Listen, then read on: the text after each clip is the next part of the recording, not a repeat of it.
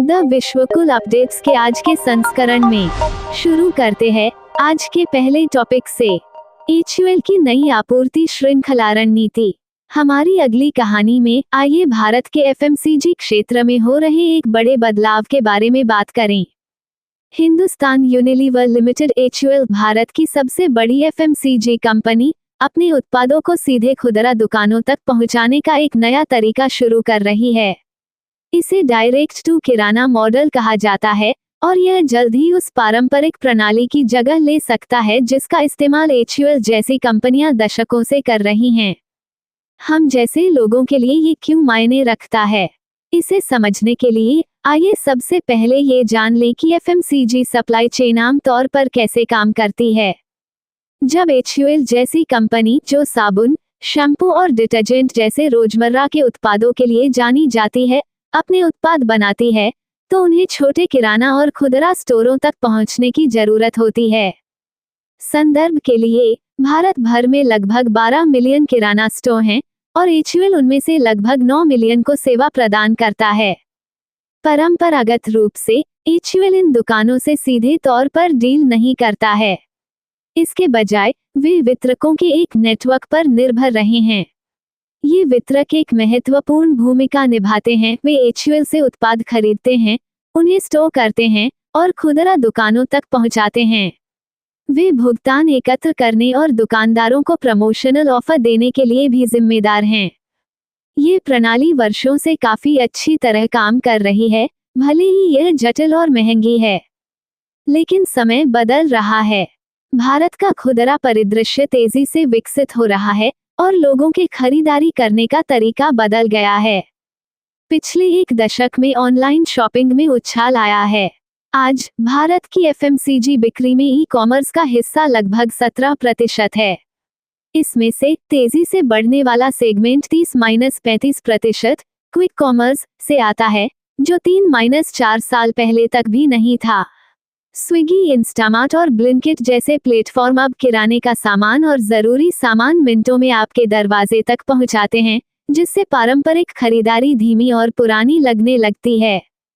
भले ही online shopping की हिस्सेदारी एफएमसीजी बिक्री में सिर्फ 17% है, लेकिन ये पहले से ही पारंपरिक आपूर्ति श्रृंखलाओं को बड़े पैमाने पर बाधित कर रही है। एचयूएल जैसी कंपनियों के लिए ये डिजिटल प्लेटफॉर्म कई ऐसे काम संभाल रहे हैं जिन्हें पहले वितरक संभालते थे। आज ऑनलाइन प्लेटफॉर्म उत्पादों को स्टोर कर सकते हैं, उन्हें ग्राहकों तक पहुंचा सकते हैं और यहां तक कि छूट और प्रचार का प्रबंधन भी कर सकते हैं। केंद्रीकृत गोदामों और डिलीवरी नेटवर्क के साथ लाखों बिखरे हुए किराना स्टोरों की तुलना में उनके साथ काम करना बहुत आसान है। साथ ही किराना स्टोर खुद भी तकनीक के मामले में अधिक कुशल होते जा रहे हैं। कई अब अपने कारोबार को अधिक कुशलता से चलाने के लिए पॉइंट ऑफ सेल सिस्टम और ऑर्डरिंग ऐप जैसे डिजिटल टूल का उपयोग करते हैं। इसका मतलब है कि वे वितरकों को दरकिनार करके सीधे एचयूएल जैसे निर्माताओं से डील कर सकते हैं। इन बदलावों के साथ तालमेल बिठाने के लिए एचयूएल अपनी सप्लाई चेन पर पहले से कहीं ज्यादा नियंत्रण रखना शुरू कर रही है। लॉजिस्टिक्स को संभालने के लिए वितरकों पर निर्भर रहने के बजाय एचयूएल धीरे धीरे पूरी प्रक्रिया को अपने हाथ में ले रही है। स्टॉक करना, ऑर्डर चुनना, माल का परिवहन करना और यह सुनिश्चित करना कि उत्पाद सीधे खुदरा स्टोर तक पहुंचें।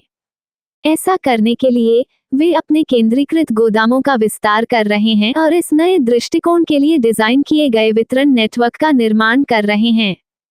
बेशक एचयूएल इस काम में आंख मूंद कर नहीं उतर रहा है। वे बदलाव को आसान बनाने के लिए शिखर नामक ऐप जैसे डिजिटल टूल विकसित कर रहे हैं।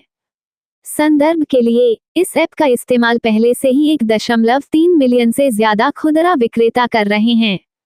ये दुकानदारों को सीधे एचयूएल के साथ ऑर्डर देने की सुविधा देता है और एचयूएल को मांग के पैटर्न, इन्वेंट्री के स्तर और यहां तक कि स्टोर विशिष्ट प्राथमिकताओं के बारे में मूल्यवान जानकारी प्रदान करता है। इस तरह के डेटा को उस सिस्टम में इकट्ठा करना बहुत मुश्किल होता जो वितरकों पर बहुत ज्यादा निर्भर करता है। स्रोत: तिजोरी फाइनेंस। इस बदलाव के पीछे एक वित्तीय कारण भी है। वितरक आमतौर पर अपने द्वारा संभाले जाने वाले उत्पादों पर 3-10% का मार्जिन कमाते हैं। HUL जैसी कंपनी के लिए, जिसका सालाना कारोबार लगभग 60,000 करोड़ रुपए है, यह एक महत्वपूर्ण राशि है। वितरकों की भूमिका को समाप्त करके या कम करके HUL लागत बचा सकता है और उन बचतों को कहीं और पुनर्निर्देशित कर सकता है, चाहे ग्राहकों के लिए कीमतें कम करने के लिए या लाभ मार्जिन में सुधार करने के लिए। जैसा कि कहा गया है, HUL को एक छोटी सी वित्तीय चुनौती का समाधान करना होगा। यह इस प्रकार काम करता है, वितरकों को आमतौर पर HUL जैसी कंपनियों से लगभग 15-16 दिनों की क्रेडिट मुक्त अवधि मिलती है। इसका मतलब है कि उन्हें उत्पाद मिलते हैं और वे केवल 15-16 दिनों के बाद ही उनका भुगतान करते हैं। इसके बाद वितरक खुदरा विक्रेताओं को 30-45 दिनों की क्रेडिट मुक्त अवधि देते हैं। अंतर लगभग 15-30 दिन अनिवार्य रूप से वितरकों द्वारा खुदरा विक्रेताओं को दी जाने वाली सेवा है। अब अगर HUL वितरकों को समीकरण से हटा देता है, तो उन्हें ये क्रेडिट जिम्मेदारी खुद लेनी होगी। इससे कम अल्पावधि में उनकी लागत बढ़ सकती है। आइए कुछ समय के लिए लागतों के बारे में बात करते हैं। भारत में बढ़ती खाद्य मुद्रास्फीति के कारण FMCG क्षेत्र हाल ही में दबाव में रहा है। गेहूं, चीनी और दूध जैसे आवश्यक कच्चे माल की कीमतें बढ़ गई हैं, जिससे लाभ मार्जिन कम हो गया है। अपनी आपूर्ति श्रृंखला को सुव्यवस्थित करके HUL को उम्मीद है कि वो इनमें से कुछ लागतों की भरपाई कर सकेगा और उन्हें उपभोक्ताओं पर डालने से बच सकेगा। लेकिन हर कोई इस बदलाव से सहमत नहीं है। वितरक जाहिर तौर पर दरकिनार किए जाने से खुश नहीं हैं।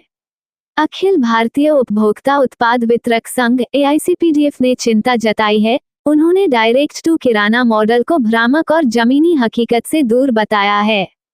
उन्होंने चेतावनी भी दी है कि अगर इस बदलाव से वितरकों पर नकारात्मक असर पड़ता है तो वे देश भर में विरोध प्रदर्शन करेंगे। तो फिर हम जैसे लोगों के लिए इन सब का क्या मतलब है? एक तरफ HUL का ये कदम दिखाता है कि कैसे एक कंपनी तेजी से बदलते बाजार के साथ तालमेल बिठाने के लिए तकनीक का इस्तेमाल कर आगे बढ़ सकती है। दूसरी तरफ यह उन तनावों को भी उजागर करता है जो तब पैदा होते हैं जब नवाचार पारंपरिक प्रणालियों को बाधित करता है।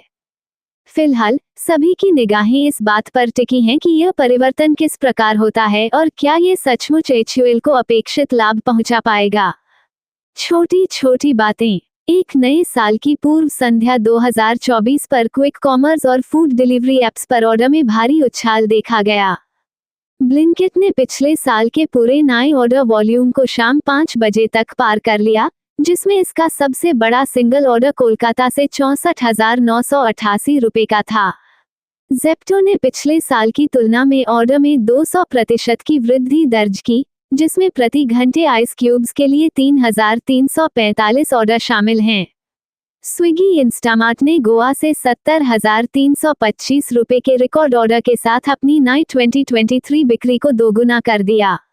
मैजिक पिन ने प्रति मिनट 1,500 ऑर्डर तक प्रोसेस किए, जिसमें इसका सबसे बड़ा ऑर्डर 30,000 रुपए तक पहुंच गया। बेंगलुरु, चेन्नई और मुंबई जैसे शहर सबसे आगे रहे, जिससे पता चलता है कि लोग अब जश्न मनाने के लिए इंस्टेंट डिलीवरी पर कितना भरोसा करते हैं।